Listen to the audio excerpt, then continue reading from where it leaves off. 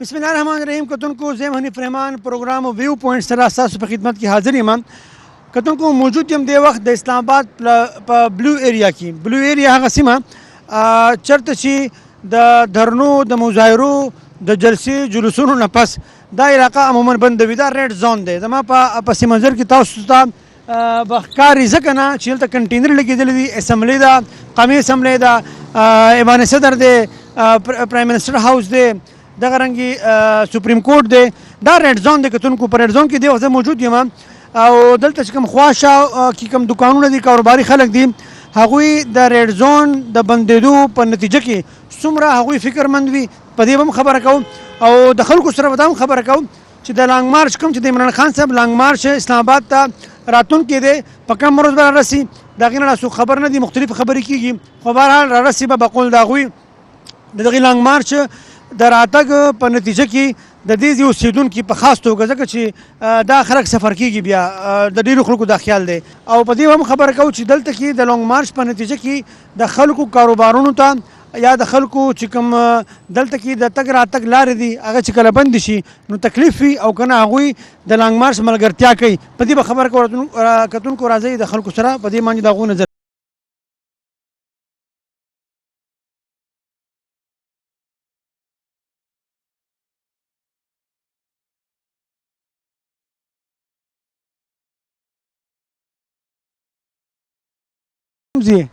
زه د ملکن دا راته ووایه چې د عمران خان صاحب لانګ مارچ را روان د اسلام آباد ته ته ملګرتیا کې که نه؟ زه ښې نه یم ملګرتیا کې. نو ملګرتیا ته ولې نه کې څه وجه ده؟ یاره جي دو په خپله باندې وینا کړې وه چې مطلب دې سره ملک وروسته کېږي، نور کارونه ښه کېږي، اوس په خپله هغه دې دا کار کوي نو څه به ووایو مونږ. دلته ستاسو کاروبار دی که څه کار راغلی وای؟ دلته د آی ټي دغې کې جاب کوو. ښه نو دلته چې دا لارې کله بندې شي کنټینرې ولګي یا دلته کې د درنۍ په وجه باندې تګ راتګ لارې بند دي نو تاسو تکلیف وي؟ جی بالکل تکلیف وي چې مونږ دې ځل دې سایډ باندې راځو بیا مونږ په بل سایډ باندې راځو. آفیس بند دي، نور داسې ډېر آفیسونه هغه بند شي ورسره نو تکلیف ډېر زیات وي. هغوی دا خو د ملک دپاره به خلک قرباني خامخا ورکوي خو دا وایي نو قرباني خو بس کو دو دې ته قرباني وایي جو بیا خو صحیح ده او کو نه دې ته خلکو د تکلیف دپاره او دغې جو بیا ډېره مننه ډېره مننه ډېره مننه. کتونکو دا ملګري خبرې تاسو واورېدې چې د لانګ مارچ د په نتیجه کې دلته چې کوم لارې بند شي د دوی آفس بند بیا دوی ته په تګ راتګ کې تکلیف وي. نور خلکو سره خبره کوو. دلته کار نه کوو چې دلته لغونده کې راغلو چکر له حالات هم کتلو. نه نو دا د چکر ځای خو نه دی، دا خو دلته د چکر څه دی لکه؟ یاره بس موږ رالو د کلي کې ړوم لږ تنګ راتنګ شو. کوم ځای؟ موږ د صحابه سره تعلق لرو جي. نو لانګ مارچ ملګرتیا به کې ولې به نه کوو جي؟ داسې چې په ملک کې یو ښه کار کېږي او ښه دغه کېږي هغې دپاره به خو موږ تابعدار یو هر ټایم جي. د لانګ مارچ دا ځای چې کوم ته د ریډ زون ګورم چې څه روان دي کنټینر شته که نشته دا خو کنټینر دي دلته خو په هغه ورځ باندې بیا ستا لارې بند دي نو دا به څه کوې؟ نو بس دلته به ګورو دا خلک په ټول راځي حالات په ګوري جي ټول خلک په دلته ګوري چې څه کېږي مخکې وروسته نو هغه حساب به ورسره موږ د صوابۍ نه به تو راځې دلته کې چې دا لاره دا خو کنټینر به لګېدي لارې به بند دي خو دې چې کوم خپل خلک دی لکه دا کاروباري خلک دی چې دلته اوسېږي یا کاروبار کوي هغوی یاره موږ ډېر غټ پریشان یو. دا کنټینر لګېدلي دلته لارې بندې شي د هغې په وجه باندې مسله ده. تاسو ګڼئ چې دوی دا مسله جایز ده او دوی دا ګیله شکوه ټیک ده؟ دا جی بالکل دی صحیح ګیله کې یار یو سړی وایي زما تجارت ته وچلېږي، بچي دي دغې دي خپل کاروبارونه کوي او دا یې کاروبارونو منځ کې چې دا دغه راشي نو لازم به تجارت. نو ته خو هغې ملګرتیا کې کوم چې خلک راځي دا هر څه بند دی. موږ ورسره داسې خبرې کوو جي چې لکه موږ چې کوم لاره زموږ د مسلمانانو د ښو طرف ته ځي نو خدای دې ښو طرف ته بوځي، د بدو نه دې موږ خدای وساتي که نه موږ وایو چې ښه لارې ته دا خبره لاړه شي. ته د لانګ مارچ ملګرتیا په کوم بنیاد کې لکه څه داسې دوی ته وایي چې که هغه لانګ مارچ وشي نو ملک ته به دا فایده وي؟ نو مونږ خو دا نه وو چې لکه ملک ته پکې پایده راته پکې داسې نه ده کېږي خو مونږ وایو چې دا خلک وایي چې مهنګایي ده مونږ چې دا څومره زور لګوو او څومره خفګانونه دا کوو صرف د مهنګایۍ دپاره کوو. نور زموږ په ملک کې مونږ ته څه نه دي پکار، زموږ غریب عوامو ته دی دا مال دا روزگار آسان کی. کاروبار تو ہے ہی نہیں ہے، سیاست کی بات نہیں کرنا چاہتا. تو یہ بتائیں جو یہاں راستے وغیرہ بند ہو جاتے ہیں تو کاروبار پہ کوئی فرق پڑتا ہے آپ کو؟ نہیں پڑتا سر، لوگ ادھر کے ادھر رہ جاتے ہیں، ادھر کے ادھر کاروبار بند ہو جاتے ہیں، بندہ کہیں آ جا نہیں سکتا. پرابلم ہوتی ہے، کیوں نہیں ہوتی، لیکن سر عام آدمی کو زیادہ پرابلم ہوتی ہے. باقی اللہ اس ملک کو. آپ کا حل کیا ہے اس کا؟ کیونکہ یہاں تو بلو ایریا ریڈ زون ہے، یہاں تو ہمیشہ کنٹینر دھرنے مظاہرے، تو اس کا حل آپ کیا سمجھتے ہیں؟ حل نہیں جی، ہمیں میری عمر 45 سال ہوگی، ابھی تک کوئی حل نہیں ہے، کوئی حل ہے ہی نہیں ہے. بس ہم تو پاکستان میں یہی دیکھتے آئے ہیں کہ آئے دن کنٹینر راستے بند, کبھی یہ کبھی وہ, بس کیا کریں, بس اللہ رحم کرے اس ملک کے اوپر. یہ بتائیں کہ یہ ریڈ زون میں ہے اس وقت, تو یہاں کنٹینر وغیرہ جو ہیں وہ رکھے ہوئے ہیں, ہمیں بھی نظر آ رہے ہیں. تو جب یہاں کوئی دھرنے ہوتے ہیں, مظاہرے یا لانگ مارچ وغیرہ کوئی سلسلہ ہوتا ہے, تو آپ کے بزنس یا آپ کی جو ڈیوٹی ہے اس پر کتنا اثر پڑتا ہے؟ دیکھیں جی, یہ تو اوبیس ہے کہ اس طرح کی ایکٹیویٹیز سے روٹین جو لائف ہے اس میں ڈسٹربنس تو ہوتی ہے کریٹ, اور خاص کر یہ جو کنٹینرز وغیرہ کا ہے, اب تو یہ فار دا لاسٹ کپل آف ایئرز یہ ایسا ہو رہا ہے. تو میرا خیال ہے کہ میں گورنمنٹ کو سجیشن دوں گا کہ وہ جس طرح سندھ سیکریٹریٹ کراچی میں وہ بڑا سا لمبا سا گیٹ بنا ہوا ہے, اسی طرح کا پرماننٹ بیس پہ یہاں پہ گیٹ بنا دیں. اب سب کو پتہ ہے کہ عادی ہو گئے, شروع میں ایک دفعہ ان کو اس طرف کا راستہ دکھایا تھا, تو اب وہ ظاہر سی بات ہے ہٹ کرتے ہیں. یہ بتائیں کہ لانگ مارچ اب پتہ نہیں کب آئے گا اسلام آباد, کوئی کنفرم ڈیٹ تو ہے نہیں, مختلف ڈیٹس دی جا رہی ہے. تو ان کا کہنا یہ ہے کہ ہم ملک کے لیے کر رہے ہیں جو کچھ کر رہے ہیں, تو آپ ساتھ دیں گے لانگ مارچ کا؟ نہیں جی, یہ ٹوٹلی مطلب ایسا مطلب پولیٹیکل مائلیج لینے کے لیے ہے, کوئی ملک کے لیے نہیں ہوتا ہے. سب کو پتہ ہے کہ اس وقت پاکستان کے اکنامک کنڈیشنز کیا ہے. تو اب یہ ایک ایسا ٹائم پیریڈ ہے کہ سب کو ایک نیشنل کنسنسس کے ساتھ ملک کی جو اکانومی ہے اس پہ فوکس کرنا چاہیے. اب تو فار دا لاسٹ 2 decades 3 decades میں جو پولیٹیکل جو اسٹریٹجی تھی, پارٹنرز آف اسٹریٹجک ڈیپتھ, وہ ایک الگ وہ تھا, ٹھیک ہے وہ ناکام رہا. تو اچھی بات ہے کہ ہمارے جو مقتدر حلقے ہیں, اب آپ سمجھتے ہیں کہ نیشنل ڈائلاگ ہونا چاہیے, سب کو بیٹھ کے کوئی حل نکالنا چاہیے, دھرنے مظاہرے اس کا کوئی حل نہیں؟ بالکل اس کے علاوہ کوئی چارہ نہیں ہے. یہ بتائیں, جب یہاں کنٹینر لگ جاتے ہیں اور کوئی دھرنا مظاہرہ وغیرہ ہوتا ہے, تو جاب تو پھر آپ کر نہیں پاتے میرے خیال میں. بالکل نہیں, اب تو ورک فرام ہوم کا زمانہ ہے, ورک فرام ہوم ہو جاتا ہے. ویسے کنٹینر جب یہاں لگ جاتے ہیں, لانگ ہوتی ہے کیونکہ اوبیسلی ہمارا کام اس طرح کا ہوتا ہے کہ آپ کو کلائنٹس وغیرہ سے ملنا ہوتا ہے, سب کچھ ہوتا ہے, میٹنگز ہوتی ہیں, وہ ہماری رک جاتی ہیں, تو پرابلمٹک تو ہوتا ہے ڈیفینیٹلی.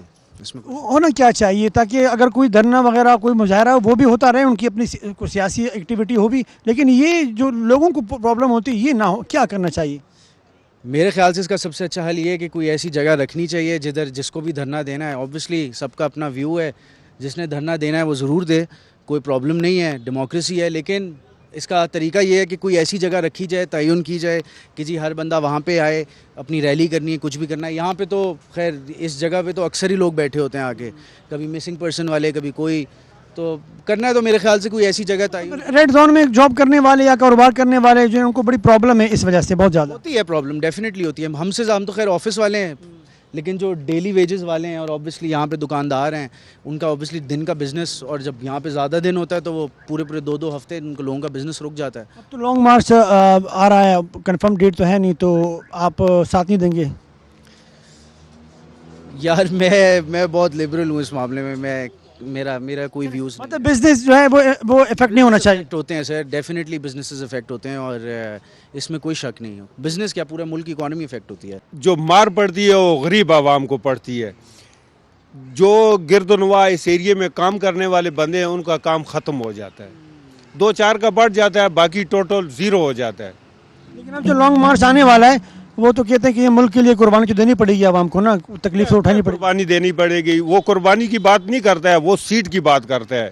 جو بھی آتا ہے چاہے حکومت میں ہے چاہے باہر ہے, وہ اپنے مفاد کی بات کرتے ہیں. ہمارے مفاد میں کی کون سی بات کرتا ہے؟ کوئی آیا ہے اس نے کوئی چیز سستی کی ہے تو پھر بات کریں. چاہے حکومت ہے چاہے وہ ہے, وہ بھی بھاگتا ہے تو وہ بھی سیٹ کے لیے بھاگتا ہے. انہوں نے بھی سیٹ قابو کی ہے.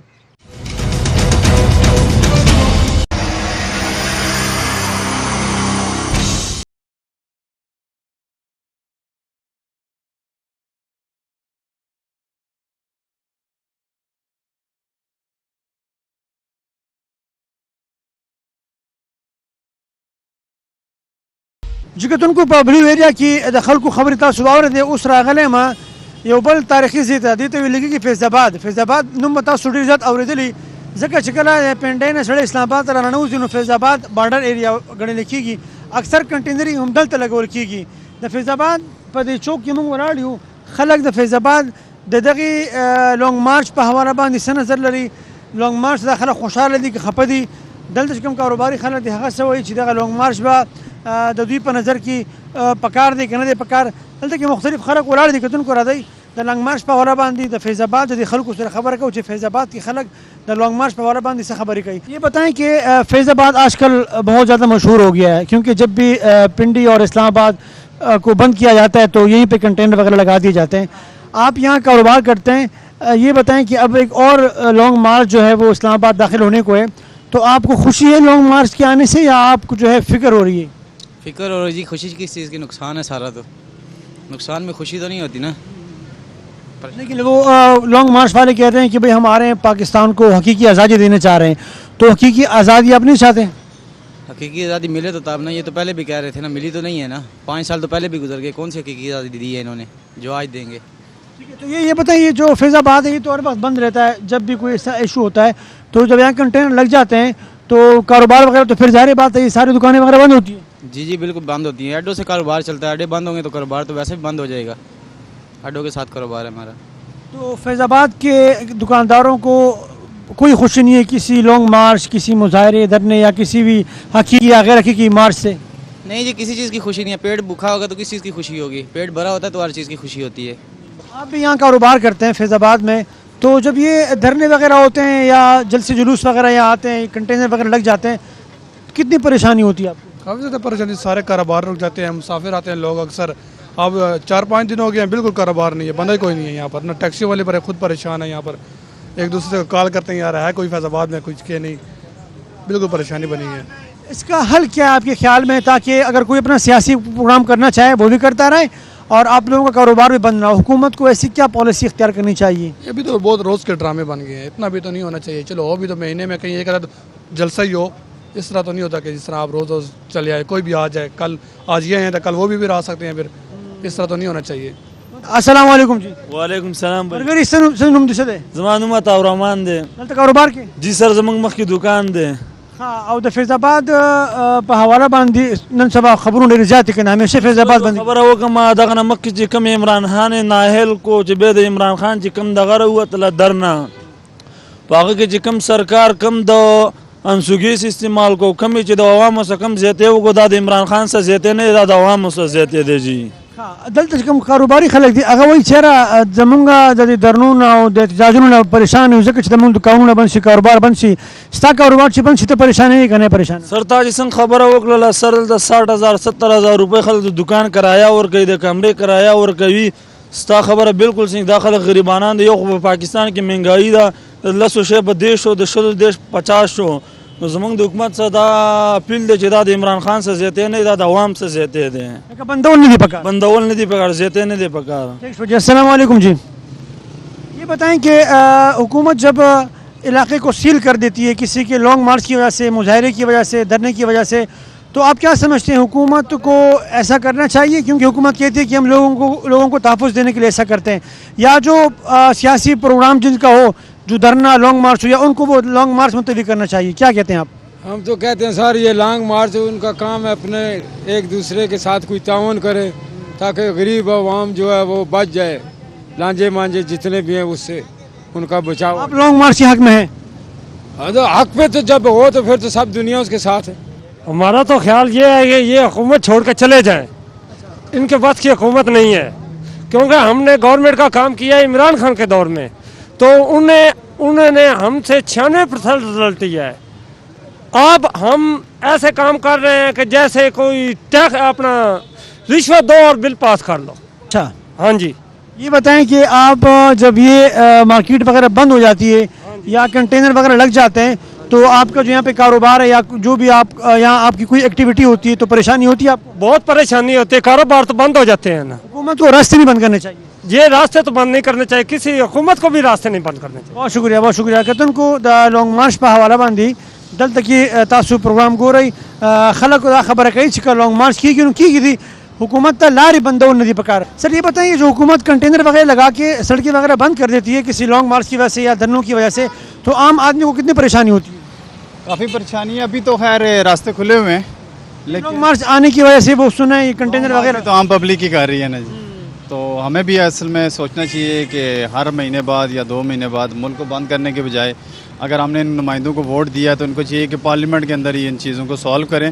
تو اگر عوام میں ہی سالو کرنا ہے تو پھر آرمی کو ہی پھر دے دیں. بڑی اہم بات کی کہ دھرنوں اور لانگ مارچ کے بجائے پارلیمنٹ میں جا کے مسائل حل ہونے چاہیے. تو لانگ ووٹ تو ان کو اسی لیے دیتے ہیں نا کہ پارلیمنٹ میں ایشوز کو ہمارے سالو کریں. اگر ہم نے گلی محلوں میں ان کو سالو کرنا ہے تو پھر ہم ان کو ووٹ ہی نہ دیں, الیکشنز ہی نہ کروائیں. اچھا یہ بتائیں کہ اب حکومت کی کیا ذمہ داری بنتی ہے؟ دیکھیں ٹھیک ہے اب پی ٹی آئی والے لانگ مارچ کرنا چاہ رہے ہیں تو کیا حکومت کو کوئی اور متبادل کوئی پلان بنانا چاہیے یا راستے بند کر دینے چاہیے کہ راستے بند کر دو ختم بات؟ نہیں, میرے تو خیال میں گورنمنٹ کو چاہیے بیٹھ کے ان کے ساتھ معاملات حل کریں تاکہ, کیونکہ کافی ایک تو کاروباری بھی لاس ہو رہا ہے, دوسرا لوگوں کو بھی بہت زیادہ پریشانی ہو رہی ہے. اسپیشلی آپ دیکھیں جو مریض وغیرہ ہیں, ایمرجنسیز ہیں, وہ ایمبولینس کو بھی راستہ نہیں دیا جاتا, پھر توڑ پھوڑ بہت زیادہ ہے. تو بیسکلی ہمارے اندر اویئرنیس نہیں ہے جی ایز اے نیشن. دیکھیں یہ پریشانی تو ہوتی ہے لیکن یہ عارضی پریشانی ہے. انشاءاللہ ہم جو آپ لانگ مارچ کے حوالے سے اگر آپ بات کرنا چاہتے ہیں, لانگ مارچ کے حوالے سے بات کر رہا ہوں, حوالے سے یہ بات کرنا چاہتا ہوں کہ یہ عارضی تکلیف ہم برداشت کر لیں گے لیکن ملک کو حقیقی آزادی کی طرف انشاءاللہ ضرور لے کے جائیں گے. آپ کا یہاں ہوٹل ہے وہ بند ہوگا لیکن آپ کہہ رہے ہیں کہ کوئی ایشو نہیں ہے, میں ملک کے لیے یہ کرنے کے لیے تیار ہوں. دیکھیں اپنے ملک کے لیے تو ہم جان تک قربان کرنے کے لیے تیار ہیں. تو یہ کاروبار اتنی بڑی چیز نہیں ہوتی. سب سے ضروری یہ ہے جو سسٹم ہے ہمارے ملک کا یہ بدلنا چاہیے اور یہ جو امپورٹڈ گورنمنٹ ہے اس کو گھر جانا چاہیے. اچھا کوئی امید ہے آپ کو کہ لانگ مارچ کے نتیجے میں کوئی تبدیلی آئے گی؟ انشاءاللہ ضرور آئے گی. پاکستانی قوم میں جو شعور میں نے دیکھا ہے اس سے پہلے اتنا شعور کبھی بھی نہیں آیا تھا.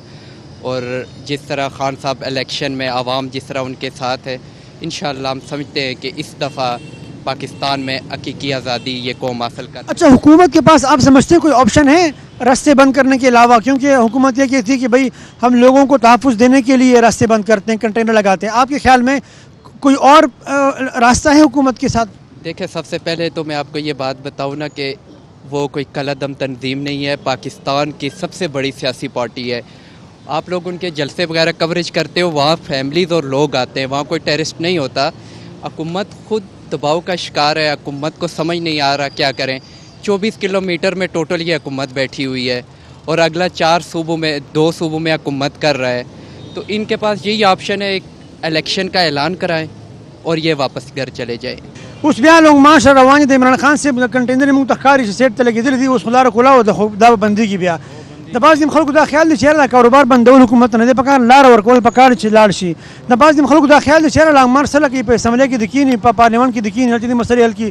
به حیثیت د یو وکیل او تاسو په خپله ډېر ژور نظر به هم لرئ په دې معاملاتو باندې. حل څه دی چې د عوامو د کاروبار هم بند نه شي او که پی ټي آی لانګ مارچ کوي یا بل یو سیاسي ګوند یو خپل پروګرام لري چې هغه پروګرام هم سرته رسي؟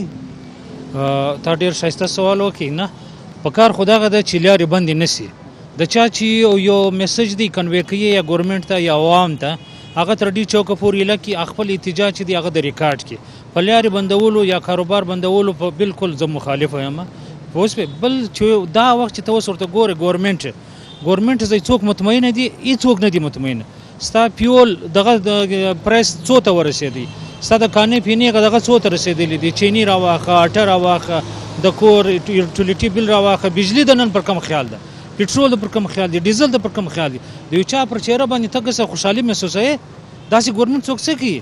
په کار دا ده چې دا پی ټي آی راوځي, د خلک واوري, خلک سپورټ کړي, د عوام ګرد ورسره راوځي. هغه لکه تاسو لانګ مارچ په حق کې یې؟ بالکل د لانګ مارچ په حق کې یو نظر دا هم دی چې لانګ مارچ په ځای باندې په کار چې په اسمبلی کې کېني دا مسلې حل کړي. ګوره اسمبلی کې اوس هغه خلک ناست دي چې هغه ګوره د باندې چې کم کیسونه پراته وو لکه د نیبغه د ان آر او ځان ته حاصله کړه, د نیب کیسونه ګرد ختم کړل. یو سړی چې و ګورنمنټ ته او عدالت ته وانټیډ دی, هغه پر ضمانت باندې هغه ته راولې, وزیر اعظم یې لګوي یا وزیر داخله ایکشن یا وزیر خزانه ایکشن. وزیر خزانه 4 کاله له ملکه زه ورک و چې نن رالی.